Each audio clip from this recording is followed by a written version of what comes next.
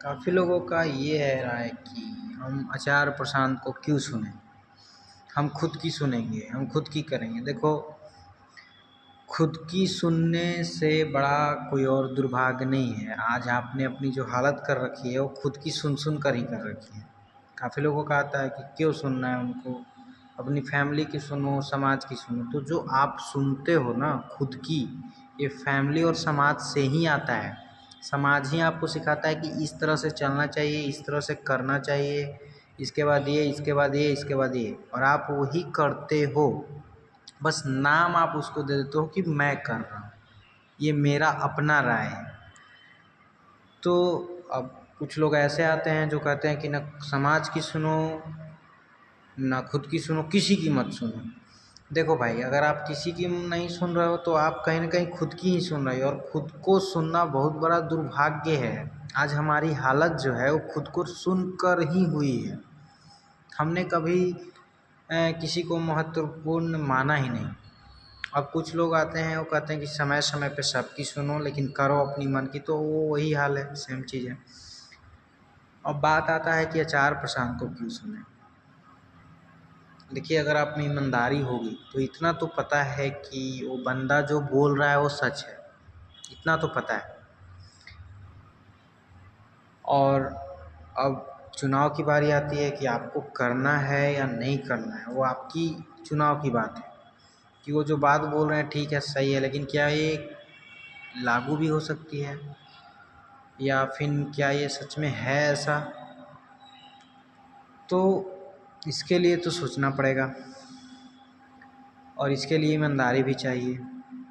ठीक है, आप नहीं सुनते हो 4% को तो क्या करोगे। कई लोग लांछन लगाते हैं सर पे कि ये क्या ही मिलेगा सुन कर के। भाई देखो, अपनी ज़िंदगी एक बार देख लो, 24 घंटे में 4 घंटे तो पोर्न साइट पे ही पड़े रहते होगे। वो नहीं करते होगे तो मस्टरबेशन जैसी समस्याओं करके पछताते होगे। वो नहीं करते होगे तो किसी लड़की से बात कर लिया करते होगे अपने अकेलापन को मिटाने के लिए, या फिर और भी बहुत सारी चीज़ें होती है जो हम करते हैं अपने अकेलापन को मिटाने के लिए, हम समझते नहीं हैं कभी। तो आचार्य जी वही कहते हैं कि उसको एक बार देखो तो सही कि वो आ कहाँ से रहा है। वो आता है अहंकार से, ये चीज़ें बताते हैं हुए हमें, तो हमें समझ में आता है कि आखिर आचार्य जी बोलना क्या चाह रहे हैं। तो क्या करोगे, दिन भर तो कहीं रील्स, कहीं शॉर्ट्स। ठीक है, तुम पढ़ते भी हो तो बस इसलिए कि समाज ने बोला है, नहीं पढ़ूंगा तो समाज में बदनामी हो जाएगी। कौन आदमी है जो ज्ञान के लिए पढ़ता है, बताओ।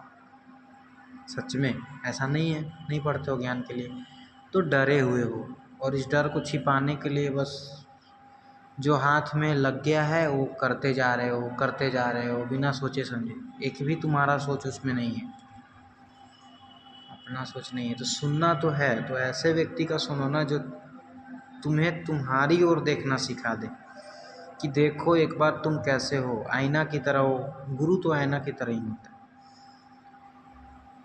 तो नहीं करोगे तो क्या है, लांछन नहीं लगाओगे दूसरे पे, खुद सुधारना नहीं चाहोगे, खुद में इम्प्लीमेंट करना नहीं है, खुद को सुधारना नहीं है, तो कहोगे कि मैं इनको क्यों सुनूं, मैं इसको सुन लूँगा, उनको सुन लूँगा, और भी बहुत सारी बात। तो ये निर्णय आपका है, आप क्या करते हो। लेकिन बिना समझे उन पे लांछन लगाना सही नहीं है भाई, क्योंकि मैंने देखा है, मेरे में परिवर्तन आया है।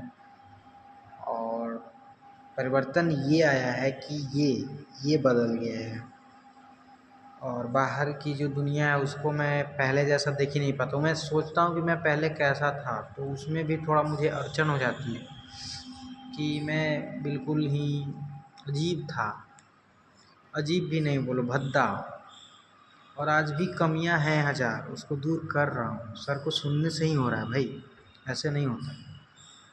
आप भी आओ, सुनो, गीता को जीवन में लाओ, उपनिषद पढ़ो। और अभी वर्तमान में सर से अच्छा आपको कोई नहीं बता सकता, क्योंकि सर ने अपना जीवन ही उसको दे रखा है, तो वही बता सकते हैं। बाकी तो ये जो गीता और उपनिषद के नाम पे चल रहा है, ये सब ऐसे ही है, बकवास है। तो इस बात का ध्यान रखें। धन्यवाद।